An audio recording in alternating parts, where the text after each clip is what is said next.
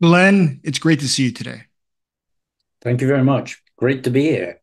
Glenn, you're retired from the British Army, where you served as a lieutenant colonel, and you spent many years working with post socialist or post Soviet states, specifically with their militaries, and helping them to reform.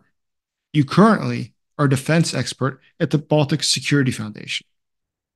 I wanted to ask you, when you're dealing with these former Soviet or former socialist states, how do you identify potential Russian moles or Russian spies who might be working within those defense structures? The one thing that people don't probably grasp is that the whole of Eastern Europe, the whole of Europe actually has been deeply infiltrated, much, much, much more than people realize.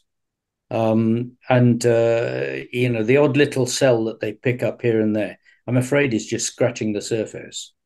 Uh, and one of the things that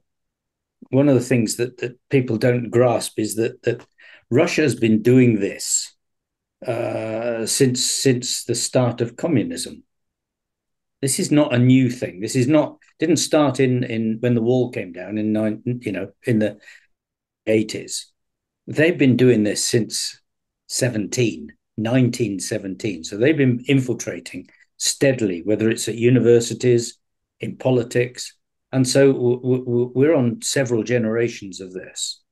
Um, and and there's a lot of people around who are either working for Russia in a paid sense, like some of the German and Austrian politicians, or they are Russian sympathizers. Now, how do you spot them? Well, that's a good question. I mean, I think one of the first things there are certain things. One of the first of those is this: they are usually and often great patriots. And Now that should surprise a lot of people because you'd think they wouldn't be, but no, they are. They come across as the great patriots. That often means that they are of not of Russian language speakers, but of the speakers of their own nation, like in Latvia, Latvian speakers, and in Ukraine, Ukrainian speakers. Uh, and so you can't just say, well, he's a Russian speaker, so he works for Russia. It doesn't work like that.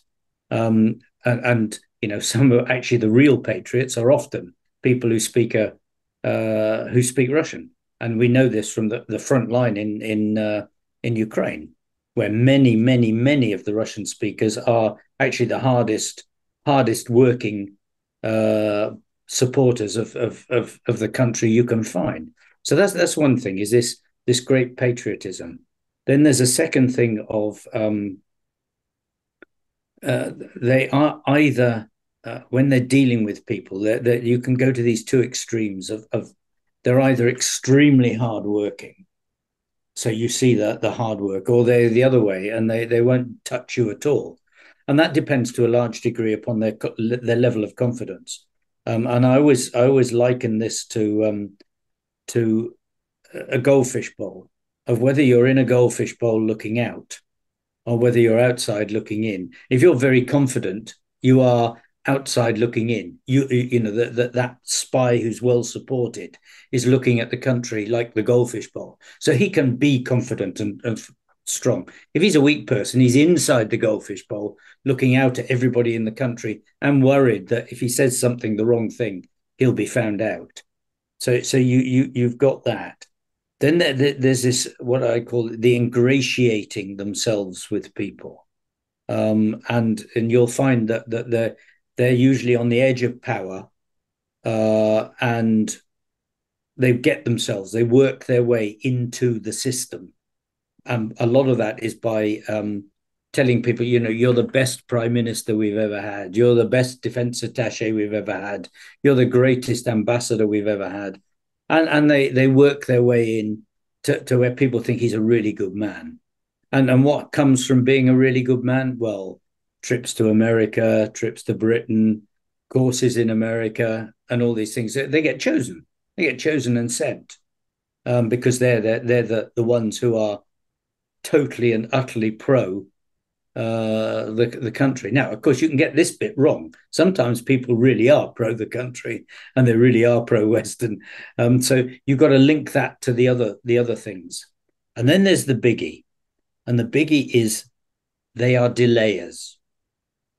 They are delayers of anything that is good. This is their big strength, and this is they delay the laws. Or we can't do it because of the law.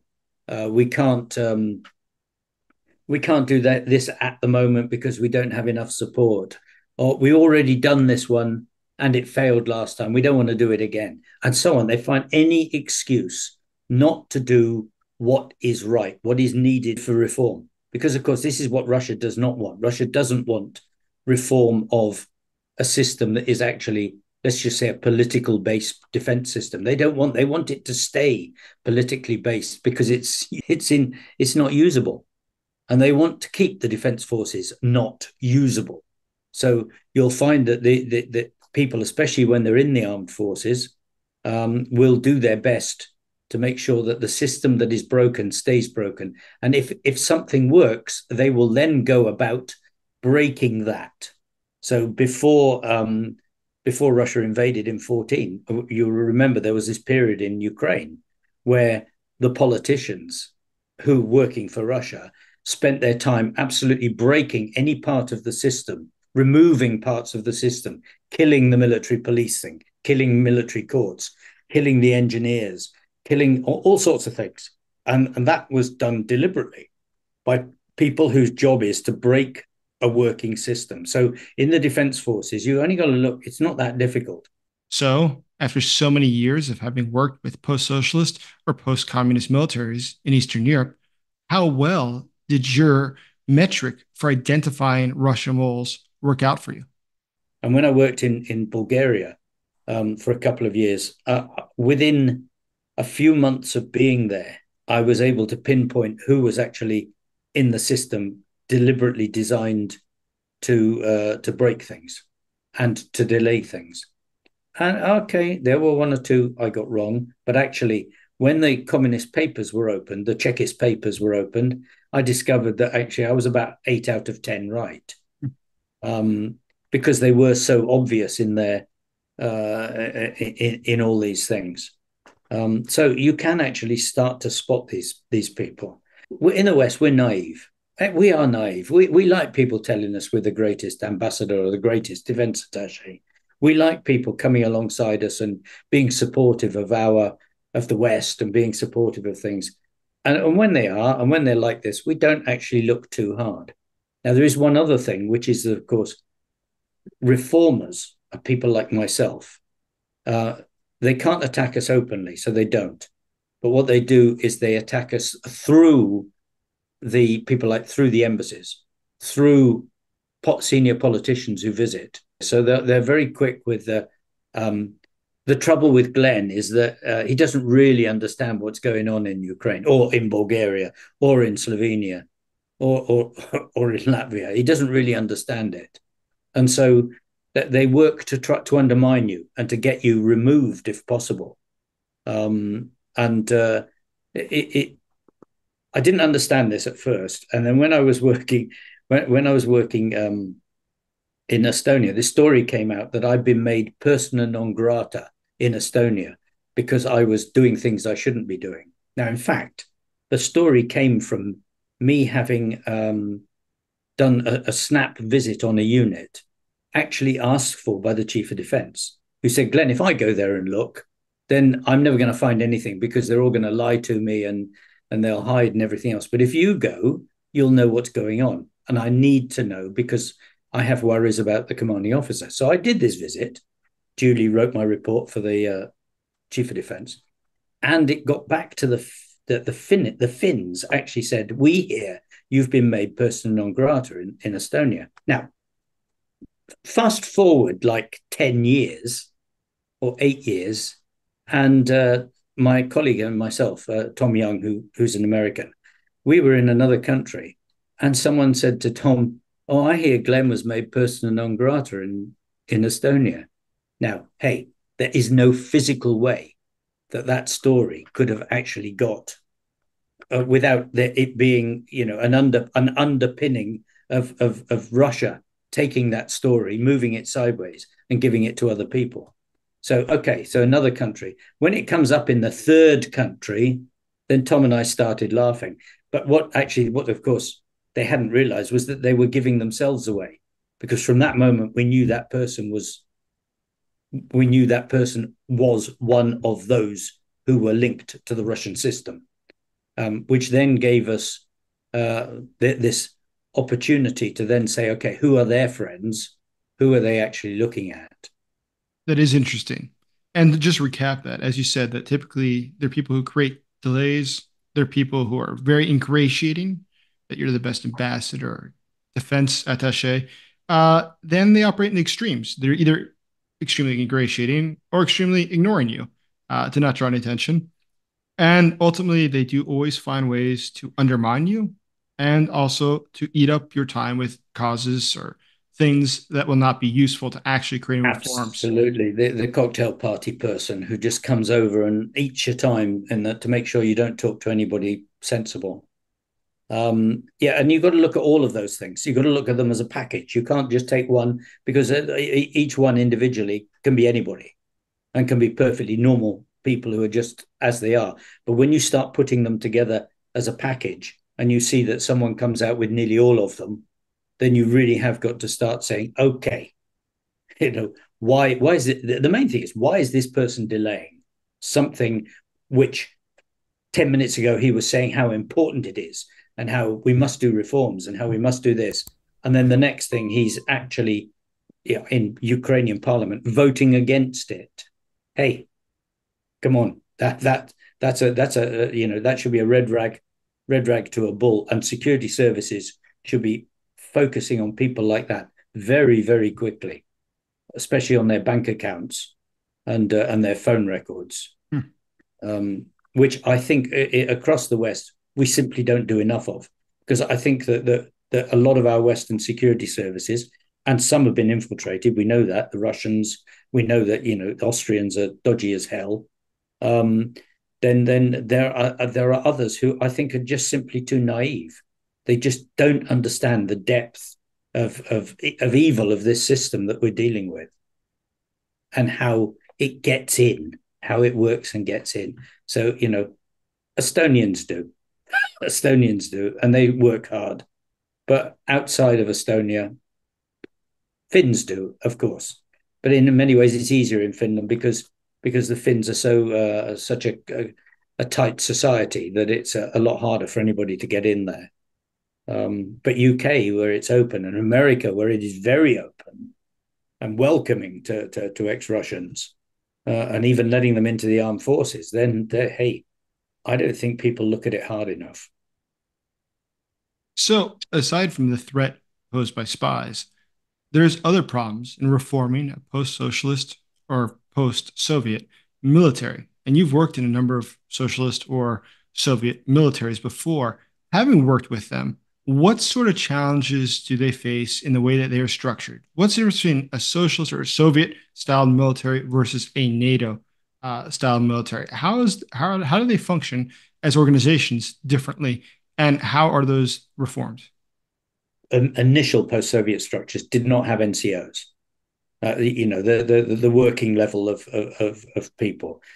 So basically, this has many ramifications. The first thing is, with an NCO, what does an NCO do? He runs the daily work. He's the chief clerk. He's the man who manages the shop floor. And if you haven't got that, then what it means is the boss, the officers, are managing the shop floor. And so what do you teach them to manage the shop floor? Not to be officers, not to think ahead, not to think strategically, and not to question things. You just teach them to do the basics. But then the follow on from that is that by only doing the management, you also your time is being eaten as a shop floor person, which means you don't learn. You don't have time to learn the next level of being an officer, the thinking part, the educational part, the intellectual part. There isn't any, because you're just learning to be you're learning to be a worker, a team worker. And that's the joy of good NCOs, is that they free up the officer to think. They free up the officer to look further ahead. And I always look at this very simply: is that the job of the first level of NCOs, the corporals, is to look at today. The sergeant should be looking at this week. The sergeant majors should be looking at up to 6 months ahead, what we're going to do, how we prepare for the exercise in July or August, whatever. And then the officers should be looking long term, managing the people, making sure the best ones are selected, and thinking about training people. What training does this man need to become a sergeant major and then a major afterwards, a captain and a major? So that you're looking at your soldiers and saying, that boy can be an officer in 15 years' time. No, you don't get that in the Soviet army. So you don't get this rolling development of people going. Then that breaks the system, because it means that people arrive at the rank of colonel who basically are not fitted to do a colonel's job. Now you say, what's a colonel's job? It's very simple. Anything that should take someone up to 2 years to deliver, 2 years of work to deliver, complete change to the training system, moving the barracks, because we're in the old Soviet ones and we need to move to new ones, and we've got to have project managers. Those are things that a colonel should be doing. Mm-hmm. Now, if you haven't had any training, what do you get? You get a colonel who's still a sergeant. Mm-hmm. So he thinks about small stuff. He's got no capacity to think about 2 years. Now, then it comes in, okay, if the colonels are doing this, lieutenant colonels are managing the money, majors are managing operations, what does the general do? He chooses the right people. His job is to find, select, and choose the people, the colonels and the first level generals, who are going to make the whole system better in the next 20 years. In other words, you're choosing people for the army of tomorrow. Now, in a Soviet system, that doesn't work at all. There is no tomorrow. It's just managing today. Everybody's managing today. And so the system never develops. The system never grows. And you can see this in many post-Soviet countries, that they still have not bitten the whole problem, the challenge of actually of how to use NCOs properly. Now, Lithuania has. So if you go for a briefing in Lithuania on intelligence or on their new vehicles, you're quite likely to get a senior sergeant giving you the briefing. And he is clearly professional. But in many other countries, the officers still have not let go of the day-to-day management. They're still want to control. So would you say that control is a major element that distinguishes the East from the West in how they manage their militaries? It's a difference between the West and the East. In the Soviet and the post-Soviet countries that stated that, the main themes, two themes, are control and discipline. If you go to a good Western country, then it's delegation, and we don't worry about discipline, because discipline takes care of itself when you delegate. When you start giving soldiers officer-type jobs, they haven't got time to do things wrong. You don't need to discipline them. When you engage them in education and you engage their brains, they start coming to you with things like, boss, why are we doing it like this? Could we not do it like that? And so you actually end up with an army where all the brains work. Everybody's got a brain, all the brains work. So you have this powerful organization. And you can see this if you look at some of the videos from British Army and American Army in say, Afghanistan and Iraq, and you hear the soldiers talking, and it's really, really high quality stuff. They're already moving themselves to bachelor's and master's degree level of thinking as soldiers. Not the officers, the soldiers are doing that. And they're running things, and they don't expect the officer to interfere. They expect the officer to do his job, get ahead. Where are we going next? What's the next plan? What are the orders? They don't want to be interfered with in management terms, because that's their job. There is a lovely story from one of the one of the company commanders in the Falklands. I got to get it right. Philip Neame. There's Philip Neame and Nigel Neame. There's two of them. Philip Neame in the Falklands, and they've been shooting, and they realise they're being shot at, and they're all lying down, and they realise that there is no choice. They've got to get up and attack. This is in Goose Green, and Major Neame starts to stand up, and the corporal next to him puts his hand on his shoulder, pushes him back down, and says, "No, sir, this is our business now." Now that's an NCO. He knows that the killing bit is his business. Don't lose the major. We need him for other stuff. Thinking. But it's that sort of difference. Now, you won't get that in the Soviet army because it's control and discipline. And therefore, it's just a top-down looking. And one of the problems with reform in Eastern Europe is that there are still too many countries that have not broken out of that mold of reform and discipline. Some half have. Some parts of some armies have. So if you go to Bulgaria, then the military police have broken out of that, and they are a much different organization to the rest of the army. Sometimes the Air Force and the Navy have broken out of it. Often the navies, because the navies work with NATO most. So nobody works, and they're always doing exercises, NATO exercises with NATO ships. So they develop the NATO style and the understanding a lot more.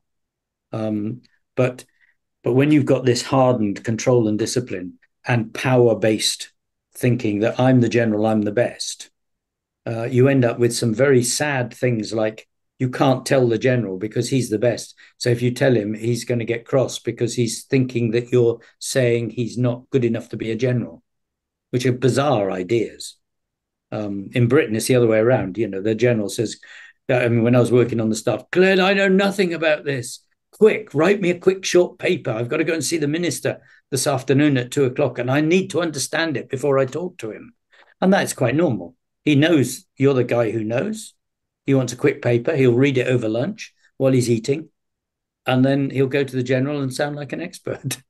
but that's the way a Western army works, and it is so different. So bringing reform into that is extremely challenging because nobody wants to change the system that they have. Nobody wants to lose power. Nobody wants to actually do any work in many cases.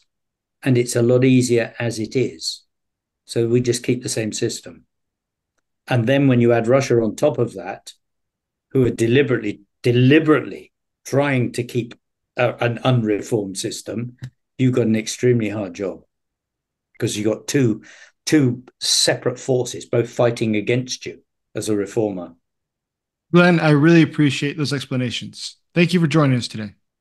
Not at all. Thank you very much, sir. Thank you.